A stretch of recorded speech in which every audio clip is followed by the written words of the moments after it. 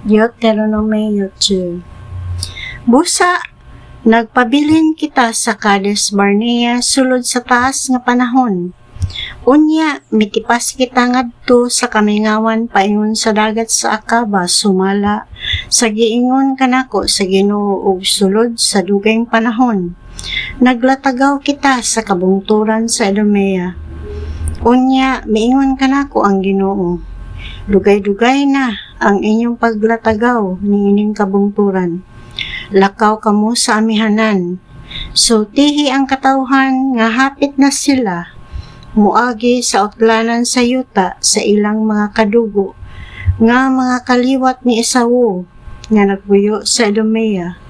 Og mga hadlok sila kaninyo. Apan pagmatngon kamo sa dili paghagit kanila kay dili ko kamo hatagan sa ilang yuta bisag igo na lang ninyong tungkatumban kay gihatag ko na ang kabungturan sa Idumea ngadto kang Esawu ingon nga iyang bahin.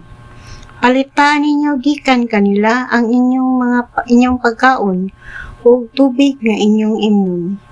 Gipanalanginan kamo sa Ginoo nga inyong Dios sa tanan ninyong gibuhat.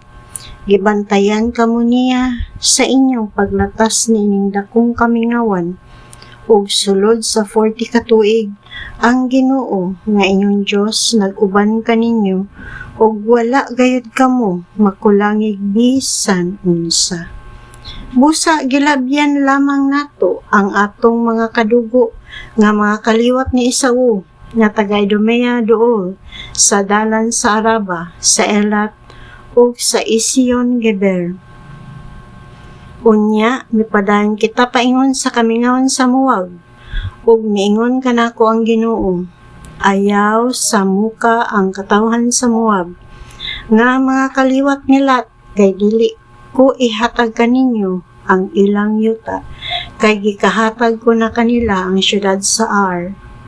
Kaniadto nagpuyo ang mga imem, didto usa ka katawhan nga bantugan, daghan ug tag-as sama sa mga anakim, ug sama sa mga anakim na ilhan usab sila sa ngalan nga Rephaim, apan ginganlan sila Emem sa mga taga-Moab. Ang mga kaliwat ni Hori nagpuyo usab kaniadto sa Idumea, apan giilog ang ilang yuta sa mga kaliwat ni Esawu, ug gipamatay sila, ug ang mga anak ni Esawu maoy mipuli pagpuyo sama sa gibuhat sa Israelita didto sa yuta nga gihatag kanila sa Ginoo. Unya, atong gilatas ang suba sa Jered, ingon sa gipabuhat kanato sa Ginoo, sukad sa atong pagbiya sa Kades Barnea hangtod sa paglabang nato sa suba sa Jered. 38 ka tuig na ang milabay. Nangamatay na ang hutong sa mga sundalo nga kauban niadtong punduka, sumala sa gipanumpa sa Ginoo kanila. Kay gikastigo man sila sa Ginoo aron mga matay sila og mapuo. Busa sa dihang nangamatay na ang tanang sundalo, miingon kanako ang Ginoo. Nining adlaw moagi kamo sa utlanan sa Moab didto sa Ar. Nig-abot ninyo sa dapit sa mga kaliwat ni Amon, ngon, ayaw silag sa muka, kay dili ko ihatag kaninyo ang bisan unsang yuta nila, kay gihatag ko na kini sa mga kaliwat ni Lot, ingon nga ilang bahin. Gitawag usab kini nga yuta ni Rephaim, kay kaniadto ang mga kaliwat ni Rephaim didto man magpuyo, apan ginganlan silag Samsumim sa mga amo ni Hanon. Daghan og inila sila nga katawhan og tag-as sama sa mga anakim. Apan gilaglag sila sa Ginoo og ang ilang yuta giilog sa mga amo ni Hanon, nga maoy mipuli kanila pagpuyo. Gibuhat kini sa Ginoo kanila sama sa iyang gibuhat sa mga kaliwat ni Esawu nga nagpuyo dito sa Idumea. Gipamatay sa Ginoo ang mga kaliwat ni Hori, ug giilog sa taga-Idumea ang ilang yuta. Sila na'y nagpuyo didto hangtod karon. Ang mga kaliwat ni Avim nga kaniadto nagpuyo sa Gaza gipamatay sa mga taga-Kaptor ug sila'y mipuli pagpuyo didto sa kabaybayunan sa Mediteraneo. Ang Ginoo miingon, lakaw ngadto sa walog sa Arnon kay gitugyan ko kanimo si Sihon nga Amorihanon, ang hari sa Hesbon. Pakig-away kaniya ug panag-iyaha ang iyang yuta. Niining adlaw himuon ko nga mahadlok kaninyo ang tanang katawhan. Mangurog sila inig kabalita nila bahin kaninyo. Busa didto sa nahimutangan nato sa kamingawon sa Kademot. Nagpadala akong mga sinugo ngadto kang Sihon nga hari sa Hesbon uban sa usa ka makigdaitong paghangyo. Pagiya kami sa imong yuta, musubay kami sa dalan, o dili gayud kami mutipas.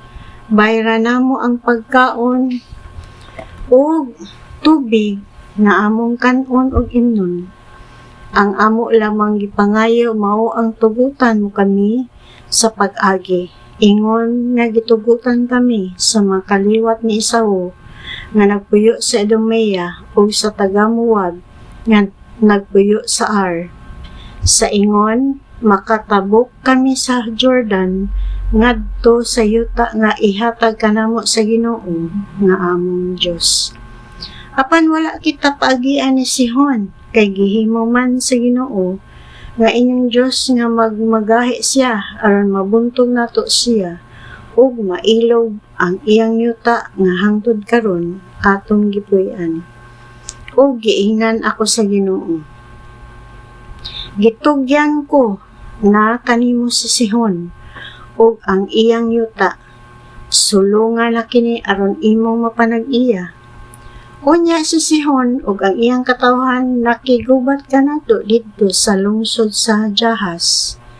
O gitugyan siya kanato sa Ginoo nga atong Dios o gibuntog nato siya lakip ang iyang mga anak o katawhan. Ug nailog nato ang tanan niyang mga syudad.